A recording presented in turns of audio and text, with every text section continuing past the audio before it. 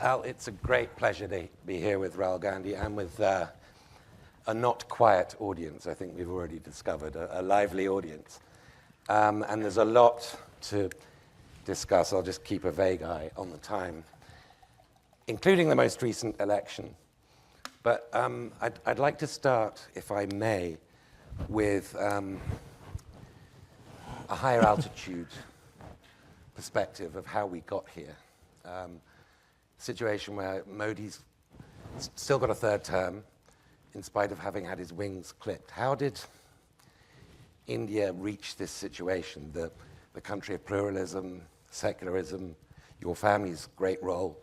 What happened in the last 15 years to bring this about?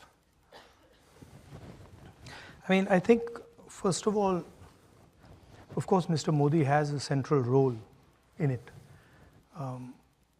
But I don't think it's only Mr. Modi. And I also don't think that it started in 2014. The general dynamics, the architecture and the forces that eventually got Mr. Modi are older. They just combined well in 2014.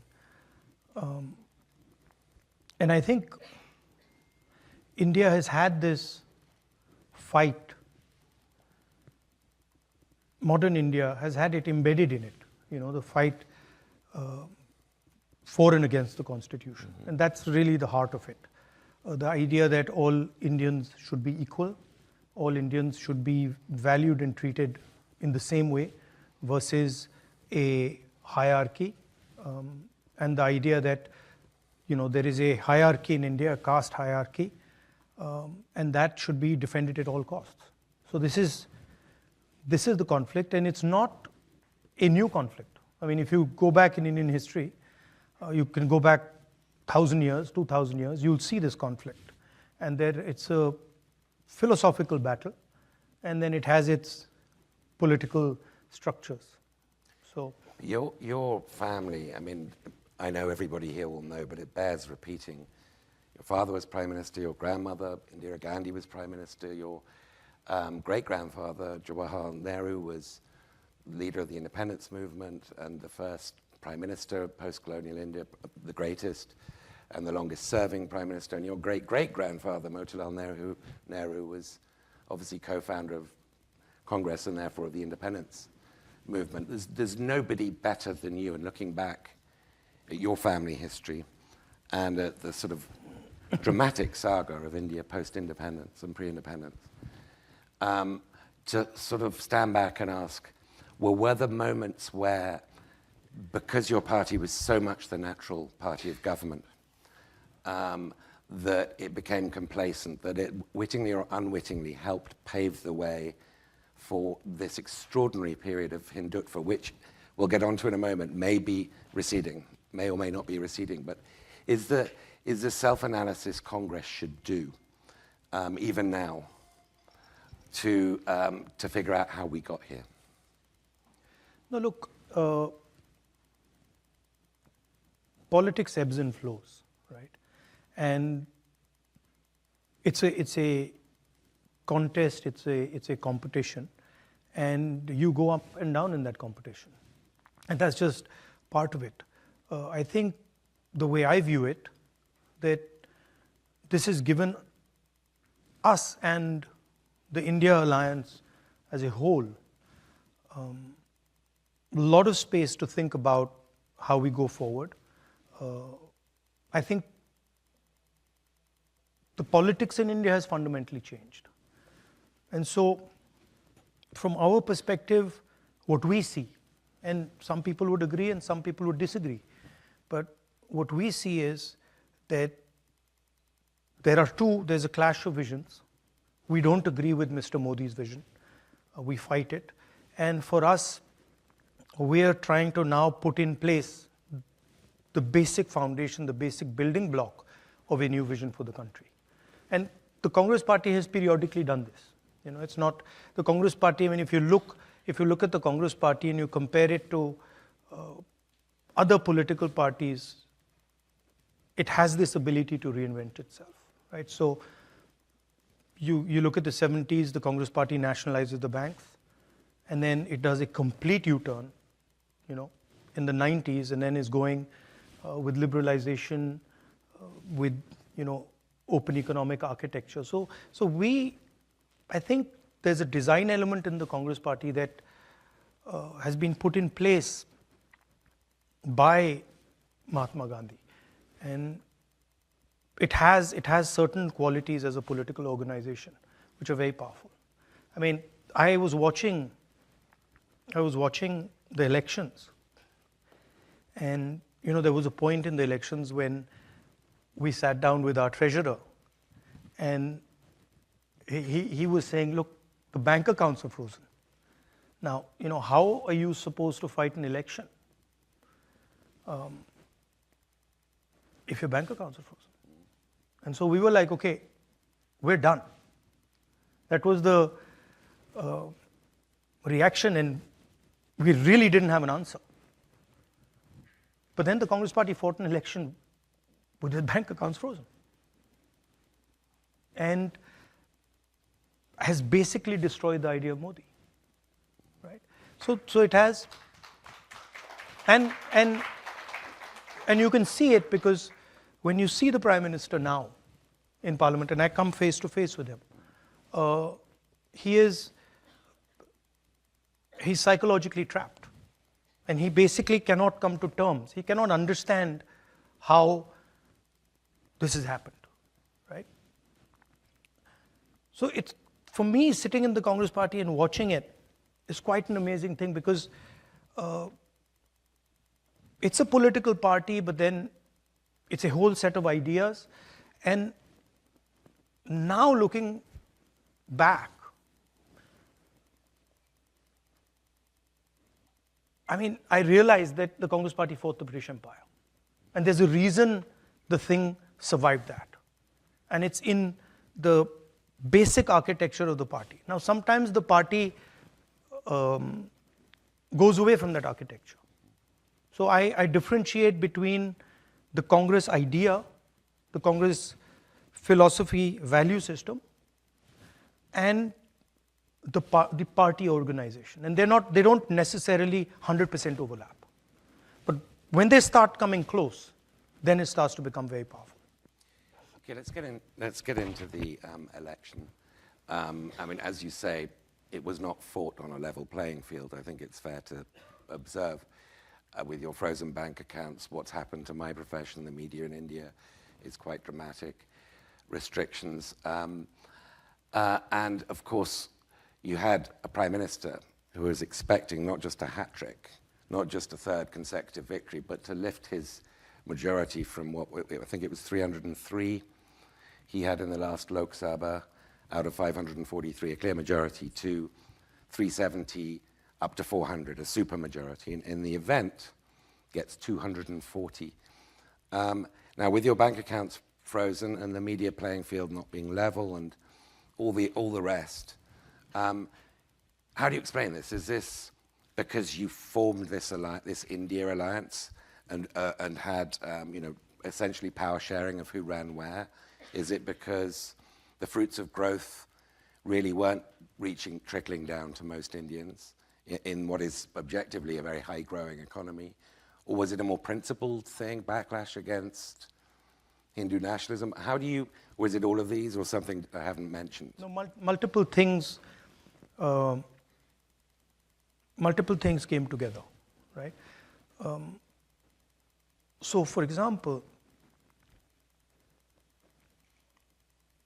prior to the election, we kept stressing on the idea that the institutions have been captured. And whenever we'd go, India Alliance would go, we'd stress on this idea that, look, the institutions are captured and we don't have a fair playing field. The education system is captured by the RSS. The media system is captured. The investigative agencies are captured. And we kept saying this, and people were not quite getting it. And we would keep saying it again and again and again. And somehow they were just not getting it. And we couldn't understand why, because we were like, it's obvious to us, it's obvious to them, and something wasn't working. And then in one meeting, one of the people who works with us said, listen, try holding up the Constitution. And so I started holding up the Constitution. And everything we had said suddenly just exploded. So India realized in this election, and really, I mean, not to divide it so crudely, but poor India, disenfranchised India, oppressed India, that India, it understood that if the Constitution goes, the whole game is gone. And so that was the first sort of, I saw it, there was a shockwave, that when I would hold up the Constitution, it would go. Like I could see the shockwave going, that people are like, oh yeah. And then people started coming to me, when you're in these meetings, you'll start hearing from the sides that, they'll bring a Constitution, or they'll start saying it. So what was very interesting to me was poor people deeply understood that now this was a fight between those who were protecting the Constitution and those who want to destroy it. So that was one very strong element. There was also the caste census issue that became big. And that's a fundamental question in India. Share, what you say in Hindi, bhagidari, of the institutions, the structure, the power of the Indian state.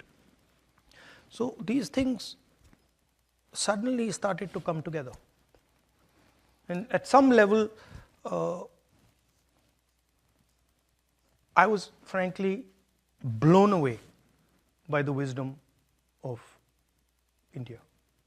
Like I would sometimes sit there and say, this is quite amazing, right? There was like a wall that suddenly arrived and said, okay, we are not backing down now. And really, I don't think the BJP, in a fair election, they were nowhere near 240 seats. No way. I mean, I'd be surprised if they had a financial, huge financial advantage. They had locked our bank accounts for one, but huge war chest. The election commission was doing what they wanted. I mean, the entire campaign was structured so Mr. Modi could, do his thing across the country. States where they were weak were designed differently than states where they were strong. So I don't view it as a free election at all. I view it as a rather controlled election. What's your confidence? Well, clearly your goal now is to win the next election. And it struck me there's one of two ways, maybe both, that this could come about. One is that Modi is like, he's no longer godlike, as you say. He's sort of dented. He's down. He's not out, but he's down. Psychologically quite harmed, expecting this affirmation of his being above ordinary political mortals and not getting it. And that might lead to splits, infighting within the BJP. He's got no obvious successor, right? My analysis is different. Okay. My sense, halfway through the campaign, was that Modi didn't think he was getting anywhere near 300, 400 seats. And I think early on he realized that this thing's going wrong, right? And we were getting inputs from the regular sources, some of the intelligence agencies we were getting some of that information. It was pretty clear that they were in trouble. And so there was this internal thing going on in the Prime Minister that I could see. And psychologically, that how is this now happening?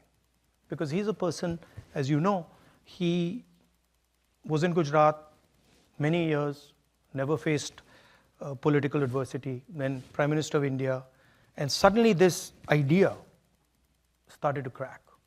And we knew when he said that, I speak directly to God, we knew that there had been that we had actually blown him apart, right? And that the psychology had gone. And so people think that, well, this was the Prime Minister sort of saying that, look, I'm special, I'm unique, and I talk to God. But that's not how we saw it. Internally, we saw it as a psychological collapse that, what's happened here? How is this thing not working? And it's not just the Prime Minister, it's deeper than that. So what has happened in India, and you'll see it, is that the coalition that brought Mr. Modi to power has collapsed. It's broken right down the middle, right? So you'll see in these elections that they will struggle. They will struggle, yeah. Because the basic idea that Mr. Modi is running a government for the people of India is gone.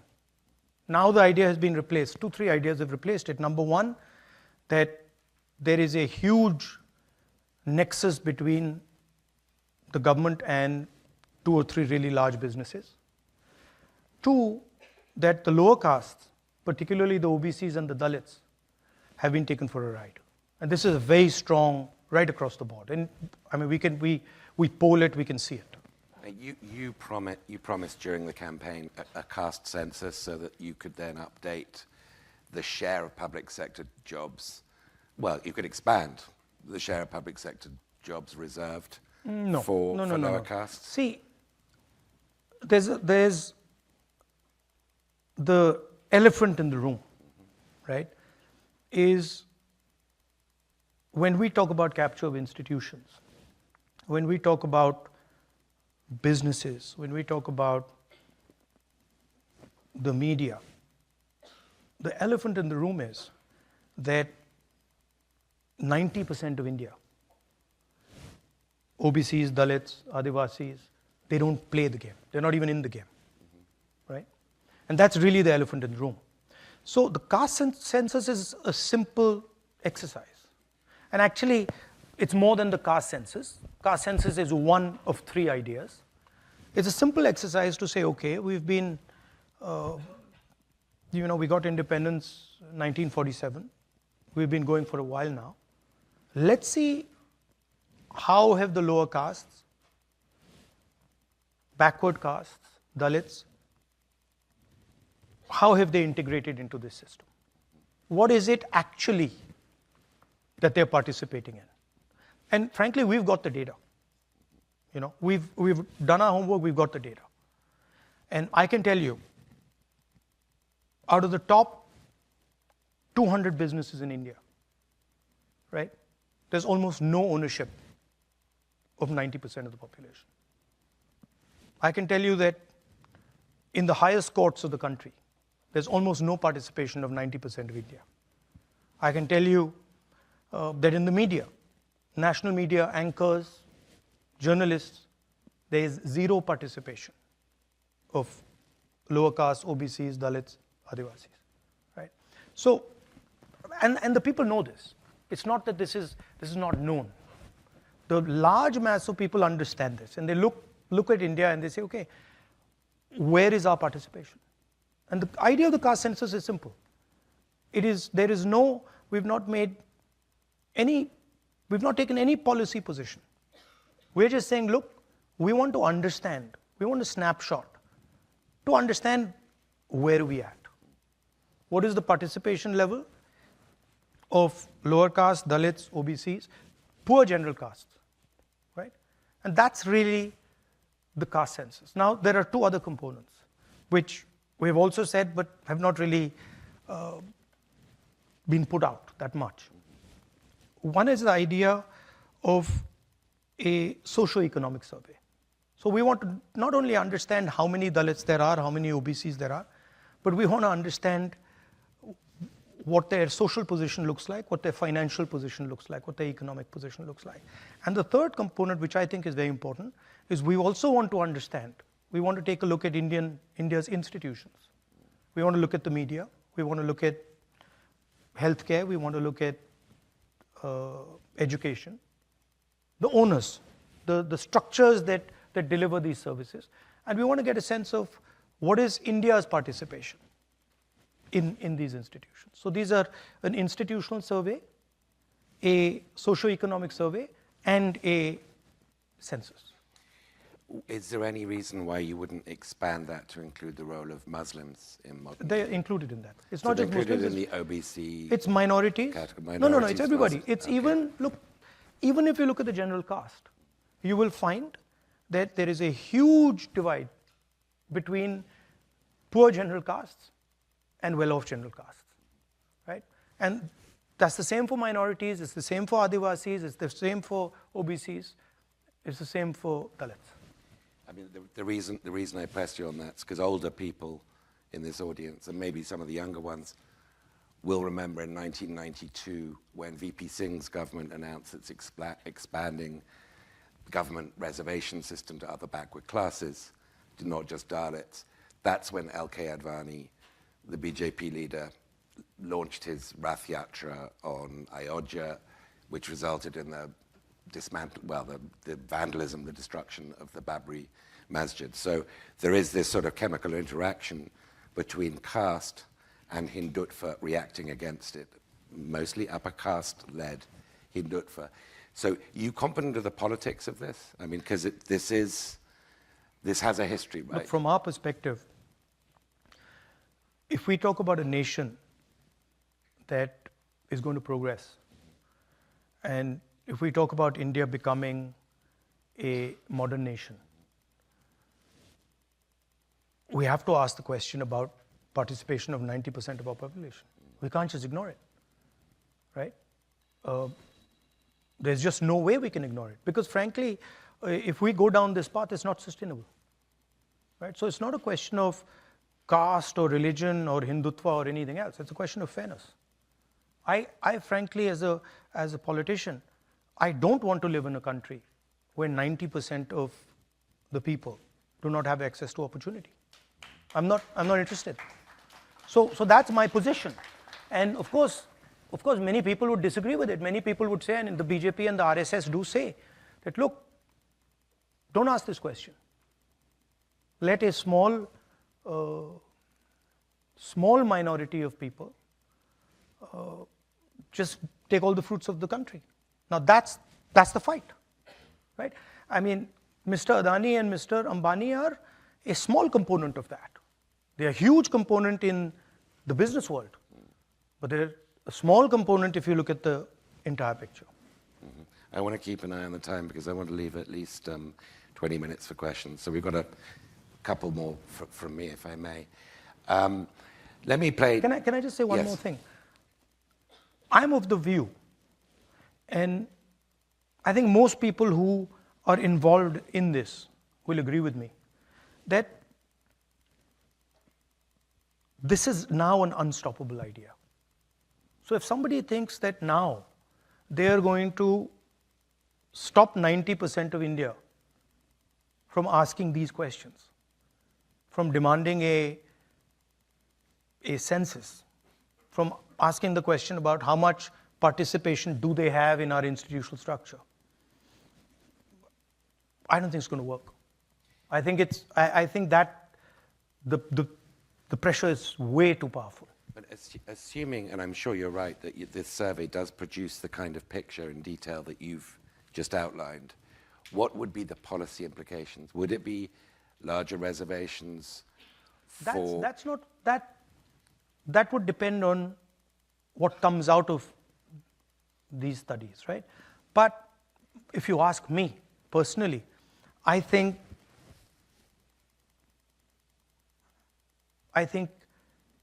seriously increasing the amount of money the government of India spends on education, seriously increasing the amount of money the government of India spends on healthcare, providing a basic minimum to our people. Look, I'll tell you something, that just blew my mind. There's the NEET exam in India. Have you heard of the NEET exam? Okay. So I started studying the thing, and I got some people to start looking into it in detail, right? And it's mind-blowing what's going on, right? Do you know the pass mark of the NEET? 22%. Okay? So now this is how it works. If you get 95, 97%, you can go into any medical college you want. Okay? If you don't get 95, if you're not right up there and you get 95, 90, 85, 80, and you don't have money, you're not getting into medical college. And if you get 20% to 40% to 50% and you got money, going straight in. That's not an education system I want. That's not an education system I think India should have. Right? So I don't think there should be an education system that is determined simply by whether you can pay 2 crores, 3 crores, 4 crores to get in. I think that's destructive to India. Now, it's the same with the healthcare system. Mm-hmm. I mean, one of the great, for friends of India and Indians in India and overseas Indians, one of the great worries about India in the last few years has been the health of Indian secularism, the survivability of India's secularism, the belief, I think, that your family and the independence movement in general embodied, that India is strong because it's plural and diverse, has now been, at least partially, to some extent, greatly supplanted by the idea of a much more uniform Hindu majoritarian India. Now, you've talked recently about the store of love, and I think as a sort of rhetorical counterpoint to the implication that the BJP represents a store of hate. My question to you is, are you updating your idea of what secularism is to suit the times we're in, the challenge that you're facing? Because this is a very different challenge. By the way, it's not a rhetorical idea. Okay. It's a practical idea. Mm-hmm. I don't think there's anything rhetorical about it. I walked from Kanyakumari to Kashmir, right? And halfway through that walk, I started asking myself a question. And I was in politics from 2004. And I started asking myself, why have I never used the word love as a politician? And nobody uses it, right? We use anger, we use hatred. Every day you can read it. Nobody uses love. And then I was like, well, let me try. It works. It works much better than hatred. And it works practically, right? So, and I can't stress to you how effective and how powerful it is. So it's not a rhetorical thing. Love and affection are values that everybody accepts. Everybody feels. You feel it for your family, you feel it for your country, you feel it for your friends. So why is it not in the political lexicon? Right? So I think it's not a question of redefining secularism. I think that there is a stream of politics in India represented by Mahatma Gandhi that starts with this question. And that was what his life was about. That we are not going to accept violence, hatred, anger as values. I used to, you're saying rhetorical. I was in politics from 2004 to when the yatra started. Nobody. If I used to meet them, they used to say, hello, Mr. Gandhi, how are you? Very nice to meet you. Lovely to meet you. Nobody ever said, I love you. Now, no, I'm serious. Now I walk out, I'm serious. I walk out to a restaurant and half the restaurant saying, we love you. Now, I mean, I don't understand why is it it's sort of some complex, right? That politicians have, that somehow they're not allowed to show affection for people, or they're not allowed to be affectionate, they're not allowed to be loving. And I discovered that, I did it in my yatra, and it's changed my way of looking at my work completely. So I think it's a very powerful thing. So let me think of questions while I am asking a final one, because I'm going to give you about 20 minutes worth of questions. I'm sure there are a lot of them. I want to just touch one thing that you said, the idea of secularism. Yeah. See, India at its heart, right, is a union of languages, traditions, histories, religions, everything, right? And that's just the design of India.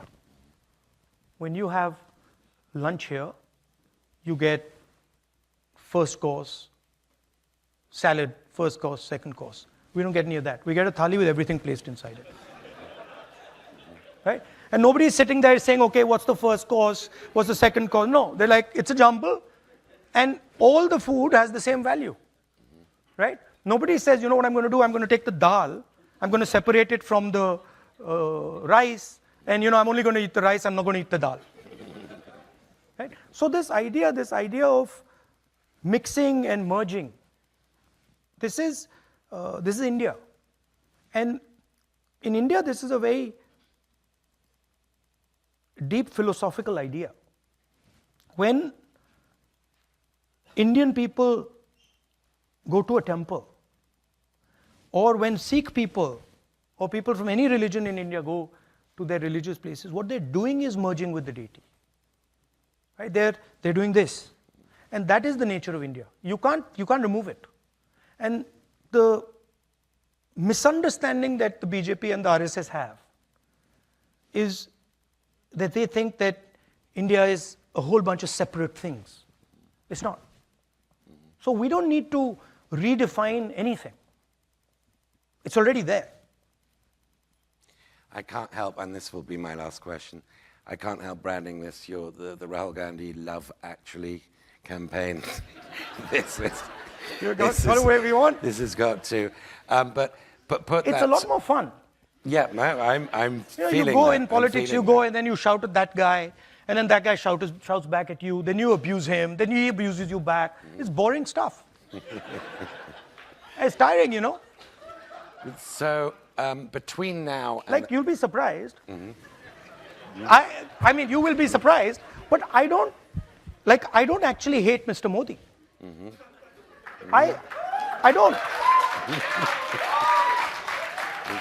Like, I get up in the morning and, okay, he's got a point of view, fine.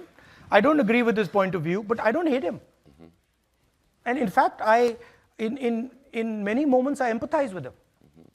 Right? So it's not that I think that he's my enemy and now I hate him and he's got to be, no. He's got a different point of view, I got a different point of view. I have empathy and compassion for what he's doing. And I think that's a much better place to be. Instead of this thing that, him versus me. I don't think that's productive.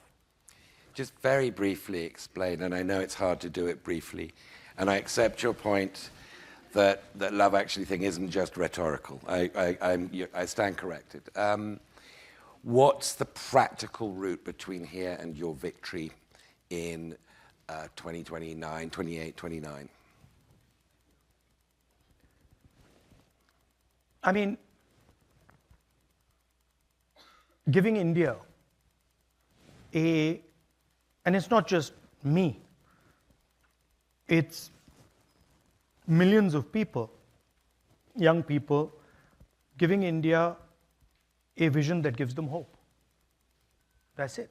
And putting in front of the people of India a set of ideas that makes them believe in the future.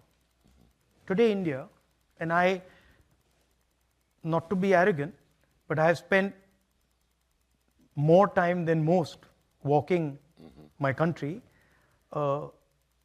India is struggling to imagine the future. When you struggle to imagine a future, you start discussing the past. Right? So what is Hindutva's or Mr. Modi's or RSS's proposal? The proposal is, let's not discuss the future.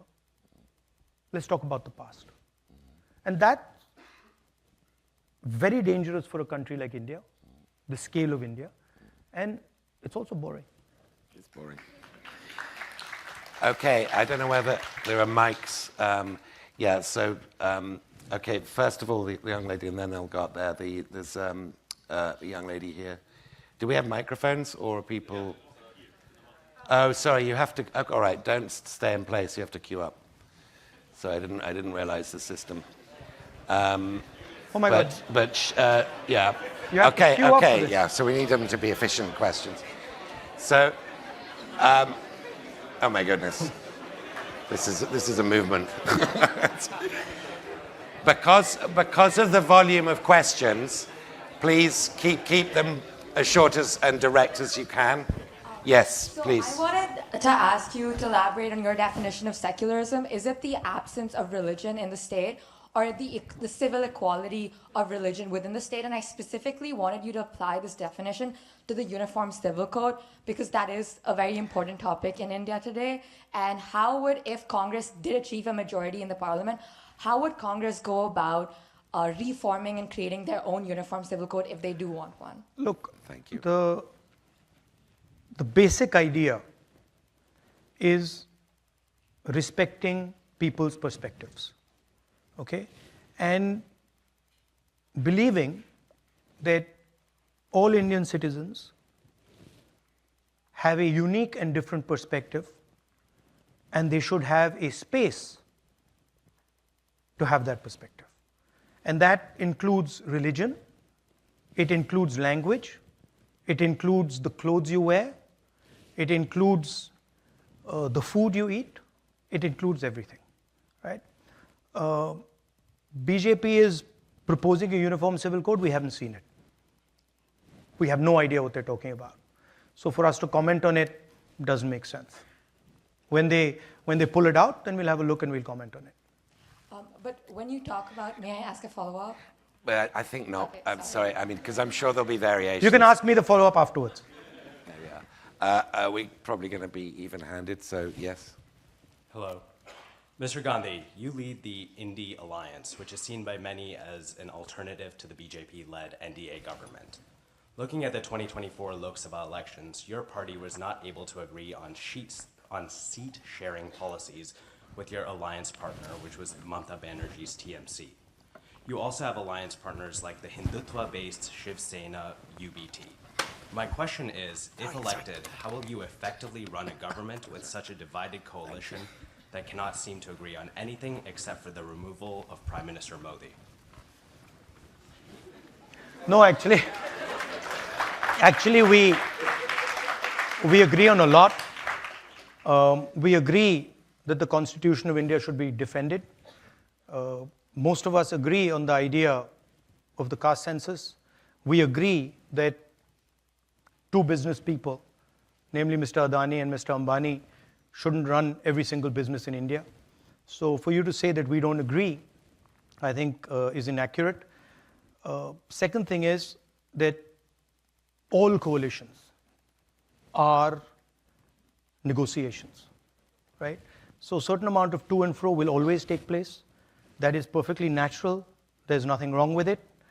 And we have run governments again and again which have been successful using coalitions. So we're pretty confident that we can do it again. Thank you. And actually, I think if we get it right,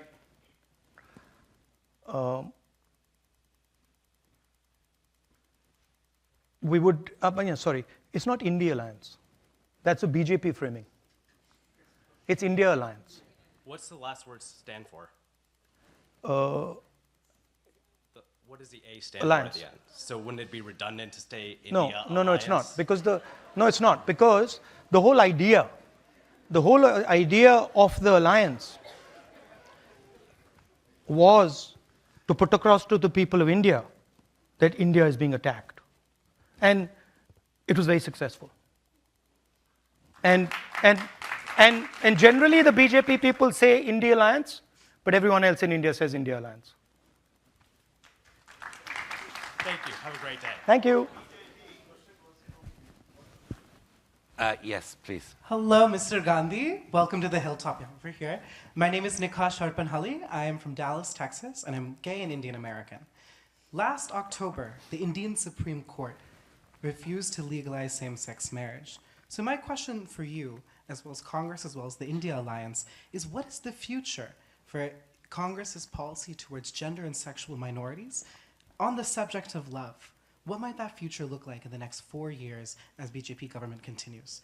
And on that same subject, what is the role of Congress and other interlocutors in promoting a freer, fair, and more loving India? I think I can't really comment on a Supreme Court judgment.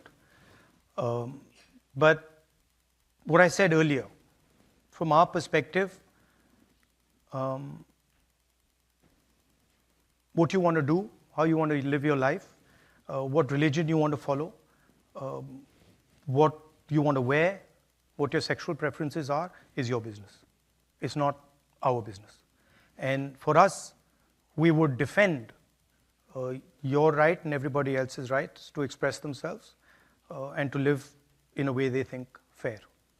As long as you're not disturbing other people, being violent, being aggressive, we tend to accept it. Thank you. Welcome to Georgetown. Thank you. Just before I'm taking the next question, given the weight of questions, am I allowed to extend this to 5:10? Because we started at 4:10. Is that all right with you? So I know I'm looking beyond you, but I should ask you first. And the answer is yes. Yeah, that's fine. Good. Yes, sir. Who should be the face of the whole party? Do you think you're the best leader to be able to take on Modi, or is there someone better? I mean, our position in our alliance is that we are not going to answer that question until we've won the election. And there are multiple people, very talented people in the India Alliance. So we're not, because the moment we start that discussion, right, it opens the space for the press and the BJP to create issues. So our decision is that we're not going to raise that question. We're going to fight the election, and then after the election we decide. Thank you very much. Thank you. Please. Hi, Mr. Gandhi. I'm Nikita. I'm a third-year undergraduate student at Georgetown, and I'm originally from Bengaluru in India. My question was more so, and you touched on this with the Congress bank accounts being frozen this election, but in December of 2023, when BJP still had the supermajority, there was the highest number of opposition MPs being suspended from parliament. So obviously it's a very different electoral distribution right now. So my question is more so like, how has your ability to exercise your right to free speech changed? What have you observed? And how is the opposition able to better fulfill its constitutional duties? Look, there are two different issues, okay? One issue is fighting and winning elections. And we're confident that we will fight and win elections against the BJP. And I think you will see it in the next 2 or 3 months that we will win those elections, okay? That's very different than undoing the damage the RSS and the BJP have done to our institutions. And that is a much deeper problem, and that's not going to get solved so easily and so simply. But we have to have a strategy for it. I still have 20 plus cases on me. I still have, in India, the law, right, is that you can only do a defamation case if you're the person who's being defamed. I have 20 of those filed by people who I haven't defamed, right? So there's a huge set of structures that are being used to attack the opposition, investigative agencies, legal system, and that continues. That hasn't stopped. So But the real challenge in front of India is how do you make our institutions neutral again? Yeah. Thank you. Thank you. I'm right in thinking that lots of people who called Modi objected to what you said about Mr. Modi, right? There are different libel actions from people called Modi, or is that a misreporting? No. I mean, it's a legal case, so I'm not going to go into the details of it. But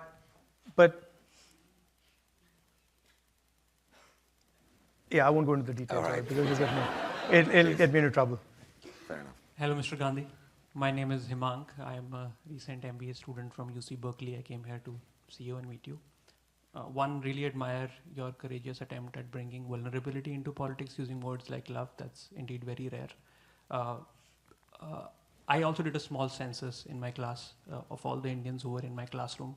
Around 7 in 10 said that they would want to return back to India in a few years. This is very different from how the situation was around 10 years ago or 15 years ago in the United States. There seem to be like two factors which are sort of leading to this. One is just the state of American dream right now, and also the improving economic opportunities in India. Around 1 million students have migrated to India, to US from India since the past 5 years. I just want to know, one, what is your comment on this phenomena? And second is, what is your message to students who are not able to avail the economic opportunities because of which they came to United States? Look, and I've said this a couple of times,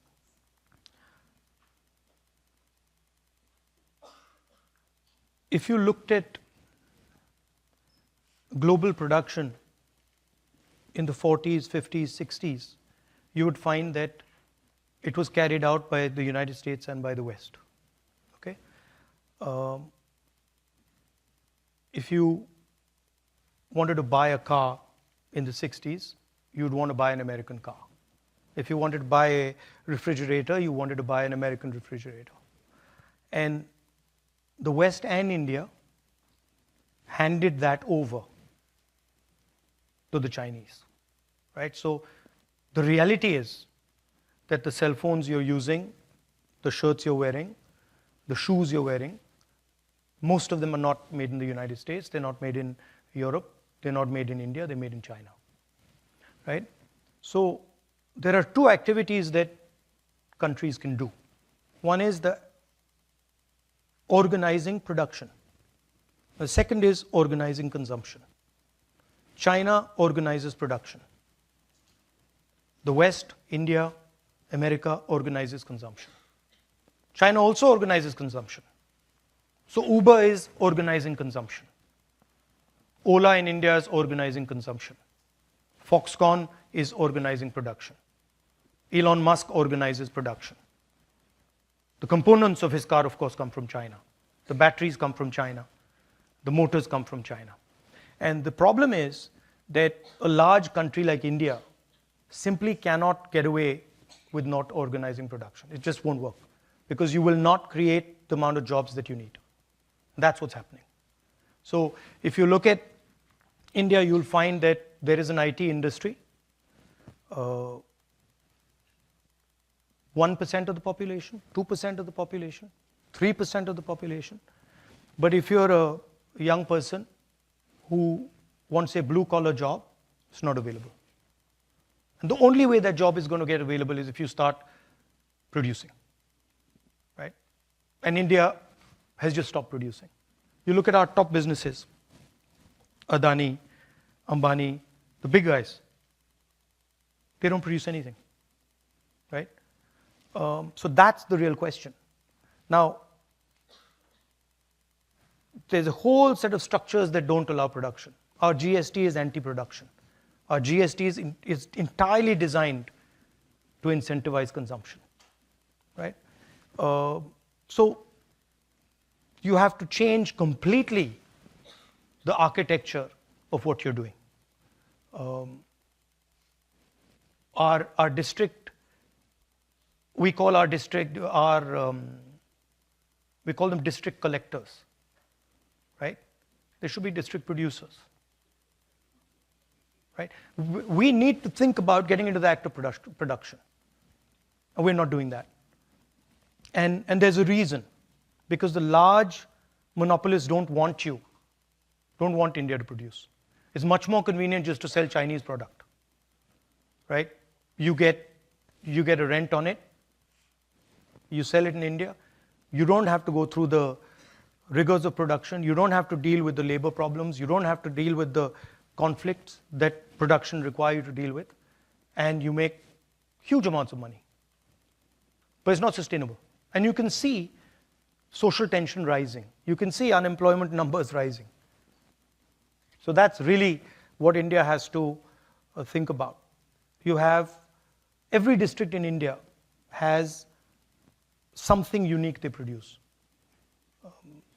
Moradabad, brass capital. Mirzapur, carpets. Bellari, jeans. Surat, diamonds. Right? Now, the Indian government has forgiven 16 lakh crores in bank loans to 25 business people. How many of those people were actually producers? How many small businesses were forgiven their loans? How many medium-sized businesses were forgiven their loans? Not a single one. Even farmers, who are basically producers, their loans have not been forgiven. So my question is, why should 20 people, 25 people, get a free gift of 16 lakh crores? For what? What have they done? And if you're giving them that gift, give it to other people as well. Right?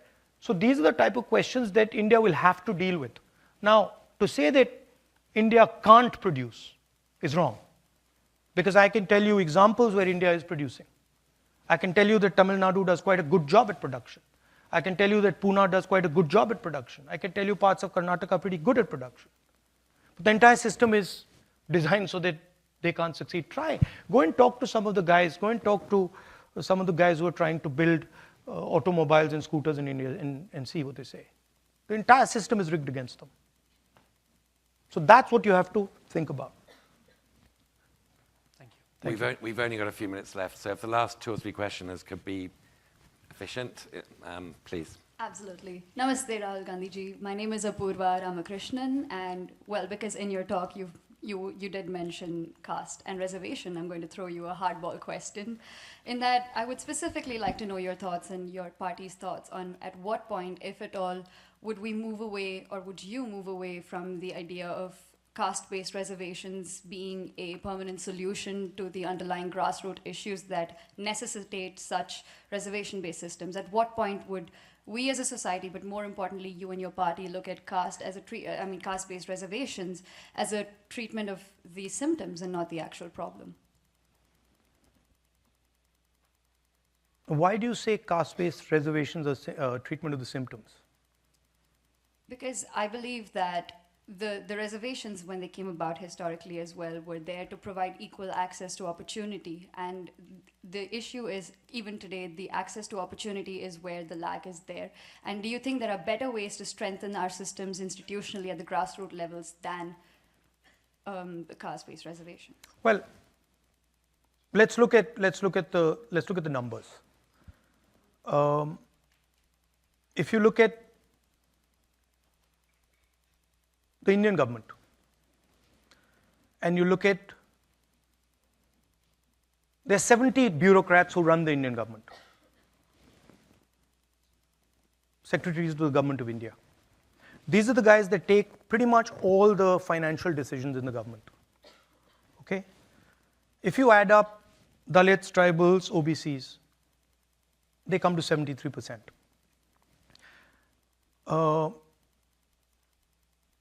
Out of 70 people, there's one tribal. I think 3 Dalits, 3 OBCs. So, and I think a minority. So, 90% of India, in the government of India, has access to less than 10% of the positions that determine how money is going to be spent. And when you actually look at the financial numbers, then tribals get 10 paisa out of 100 rupees. Dalits get, I think, 5 rupees out of 100 rupees. And OBCs get a similar number. So the fact of the matter is that they're not getting participation, right? And the problem is that 90% of India is not able to play, right? Go through the list of every single business leader in India. And I've done it. Show me the tribal name. Show me the Dalit name. Show me the OBC name. Out of the top 200, I think there's one OBC. They're 50% of India. So we're not treating the symptom. That's the problem, right? Now, it's not the only tool. There are other tools. But we will think of scrapping reservations when India is a fair place. And India is not a fair place. Now, that creates a problem. Because there are many people who come from the upper castes, right, who say, look, what have we done wrong, right? Why are we being punished? And so then you think about increasing dramatically the supply of some of these things. You think about decentralizing power. You think about involving many more people in the governance of our country, right? You think of opening up, I mean, frankly, with all due respect, I don't think any of you are ever going to become Adani or Ambani. And there's a reason for that. You can't. Because those doors are closed. So the answer to people in the general caste is you open those doors. I think we have time for one final question, so make it count. Hello, Mr. Gandhi. My name is Risa. I'm a third-year student at Georgetown, and I'm originally from Mumbai. My question to you is based on your comment that our institutions have been captured. I wanted to ask, what are the actual policy reforms that the INC sees in order to uncapture our institutions? You said that our education system is extremely unfair and only really prioritizes the success of the rich. So how can we change these systems to make them more meritocratic and make them service the general population of India? I mean, the institutional capture is something that's new. And frankly, we're going to have to navigate that when we come to that point, because we've never dealt with that. We've never dealt with a situation where, you know, the RSS has filled an entire institution with its people. And so we would have to, we have some thoughts about it, but we'd have to do it as and when it happens. In terms of the education system, it's just dramatically increasing access, dramatically increasing the size of the education system, putting much more money into it. The best Indian education institutions are still government institutions. IIT is not a private institution, right? IIM is not a private institution. People forget that. There's no private institution that matches the IITs. Everybody accepts that. So putting effort into designing new institutions, scaling up old institutions, and decentralizing some of these things, I think would help. Thank you. Thank you. So with apologies to the other questioners, I'm gonna have to end it now. But I just want to thank Mr. Gandhi. That was one of the most unusual interviews I've done. Love being cited more often than I normally expect, and it was very, very interesting to talk to you. Thank you. Thank you so much for sparing the time. Thank you.